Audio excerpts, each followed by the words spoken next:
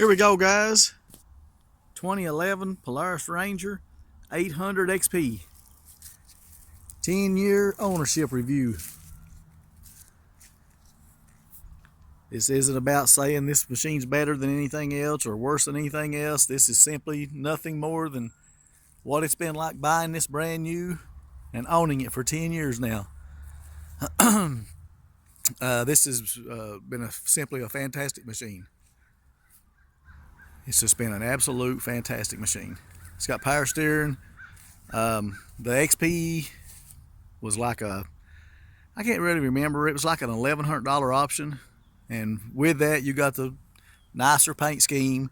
You got the 1-inch bigger aluminum wheels over the steel, and the bigger tires and the updated shocks.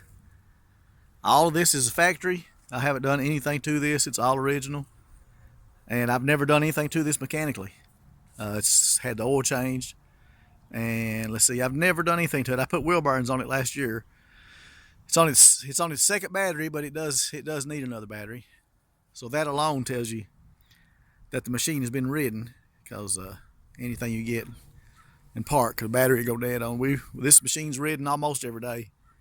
It's been used to go trail riding. It's been used a whole lot around the house, just doing little minor stuff, pulling. I have loaded it down with gravels on several occasions through a project I had here at the house. It was the easiest way to move gravel. It's amazing what you can put in this bed and how. Just been a great machine. It's got the CVT transmission, and you know, people go on and say they're belt drive. No, they're not belt drive. None of these machines are belt drive. The CVT transmission does use a belt to operate, and it works fantastic. It is the best system that there is on the market, and that's what everybody uses except Honda. Honda decided to go with a hydraulic transmission like a car used to have, though many cars now are going with CVT transmissions because they simply work great. And if they tire up, well, first of all, they don't tire up unless you do something extremely stupid. But if they do, $100 in about 30 minutes you can fix it. You can put a brand new belt on it. And you know, I'm sure there's instances where you have a problem with the clutch or something, but the extreme almost never happens. This is, like I said, this is a 2011. It's the original belt. Just a great machine. I don't know what else I could say. I bought this. When I bought the machine, we had this put on it, the windshield and the top, the day we purchased it. And the XP gets you the upgraded seats. And when we bought this to come home, we immediately went riding. We rode that Saturday and Sunday both. And the problem with getting a windshield and a top and not a back glass is, as you ride through the little fire roads and stuff, it sucks all the leaves in the back window and they come hit you in the face. So the very next week we went and bought the back glass and actually had it put on. The dealer put it on for us. Bought this at Somerset, Kentucky. I can't remember the name. I think it's called Hearts. Honda and Polaris. I'm not sure, but it's the dealership in Somerset, Kentucky, and they was really good to us. Really good to us. The day we bought this, we also bought a brand new Polaris 170 for the kids, and they rode that machine as well as the neighbors rode for years and years, and my kids have outgrown it now. I sold it a couple of years ago to a friend of mine for his boy, and they are riding the fire out of it right now. So I don't know. I mean, people's just so funny about stuff. You know, you hear people throw off on things. I hear a lot of people throw off on Polaris, and I just don't get it. I mean, I've always went riding. I've always been into getting out and going riding, and I always rode Honda and Kawasaki, and they was good. Never had no troubles with them. And I always saw people on these Polarises, and they just run circles around us on our Hondas and our Kawasaki's. They never broke down. They just absolute rock solid machines. So when I bought, I decided I would try. Decided I would try the Polaris, and 10 years later, I am totally satisfied. I did add these fog lights this year because after dark, the factory lights are not the best. But as this is a 2011 model, the 2021s, they got killer lights. Now, one thing about this type of machine, you know, you see people asking other people what type of side-by-side they should get. Well, that's kind of crazy. Ain't nobody can tell you what to buy. Ain't nobody knows what you're going to do with it. For one thing, if you're going to get a machine to work around the house, then you need a machine like this, just simply because of the seating. I can slide in and out of this machine. If you're in a situation where you're working around the house and getting out and loading stuff in the back of your side-by-side all day, you're going to love this over any kind of sporty machine, even the Commanders and things. Because on those machines, you sit down in them and you have to climb up to get out and climb down to get in. So, just not as good. On the other hand, if you're going to be doing nothing but getting out and riding trails and fire roads and stuff, and not going to be doing any working around the house, then something like a Commander or a Razor, Polaris Ranger, something like that would be a better machine. Or, I mean, all the machines are good. I've not seen any of the machines that are bad as far as their ability to work and ride. And I mean, as far as quality, reliability, all the machines I've seen are good, and I think I've seen them all. So anyway, I just wanted to do a 10-year review on this. Like I said, 0 breakdowns, 0 failures. A machine that is easily ridden weekly and almost ridden daily. It's very seldom there's a day I don't go jump on this and go do something. So I don't know what else to say.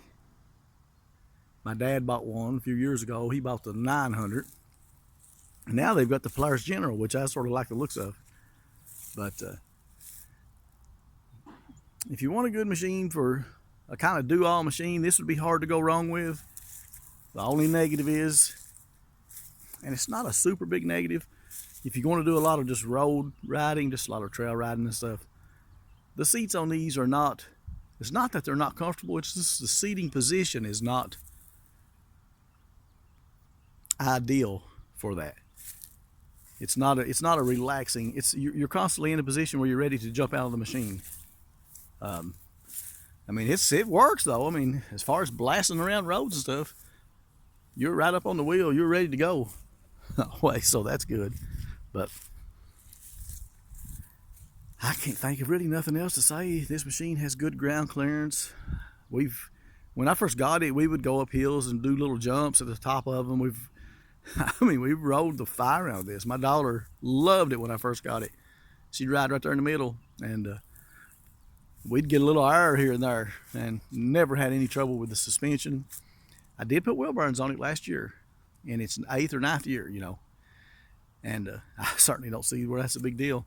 The wheel burns were not very expensive at all, and it took me about 2 or 3 hours to change them all. Changing oil on this, it's hard to get to the oil filter. That's just the simple facts.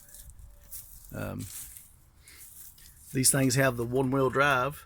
Nothing else in the market offers that. Polaris just stays on top of the game. That's where I fell out with Honda. You know, in 2010 or 11 when I bought this, Honda had nothing.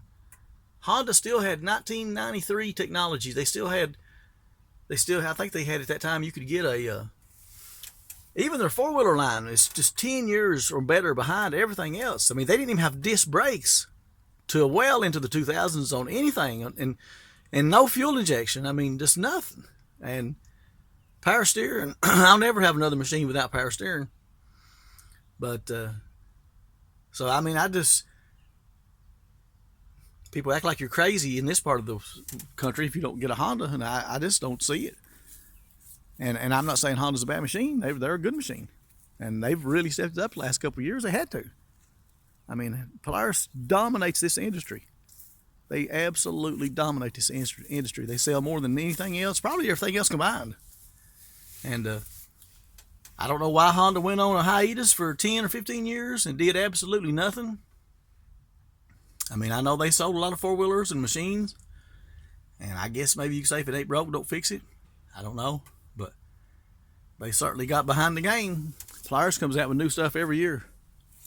And, you know, sometimes you can have problems with new stuff, but things like disc brakes and fuel injection, and what I was getting at with this turf mode on this machine, you can put this in one-wheel drive, and when you turn in your yard, you don't tear your yard up. You don't peel the grass up.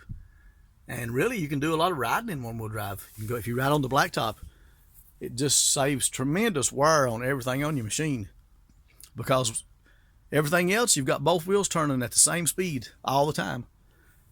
And when you go around a curve, the inside wheel or the outside wheel is traveling farther than the inside wheel. So the inside wheel something has to give there. If it can't spin, then it has to be excessive wear. So I love the turf mode. Now, if you get down in a place where you need traction, you need to put it in two-wheel drive, because if you get that one wheel spinning and it catches something, you can snap an axle. And I have heard of people doing that on these, but that's not a design flaw. That's user error. That's the user not using their head. That's what that is. And some people needs a bulletproof machine. Some people like smart enough to take care of stuff. But if you're a halfway decent, if you take halfway decent care of your stuff, you're not going to have any problem with one of these. You're not going to have any problem whatsoever. Now, if you feel like you need a hydraulic transmission like a car's got in your side-by-side, buy the Honda. Go buy that Honda. Then when it tears up, you call your dealer and you make an appointment, and you're probably going to be at least 2 weeks getting it in, and that 2 weeks your machine's going to set while you're making payment on it. And then after you get it in, it's going to be another week at least, absolute minimum. You're going to be well into a month, probably realistically, you're going to lose your machine for 2 months if you tear up your hydraulic transmission. That's just the truth. That's just the truth. Not to mention the about $2,000 repair bill. So you can factor that into your equation when you go and purchase a machine. Polaris Ranger 800 XP. I have to give it a total thumbs up.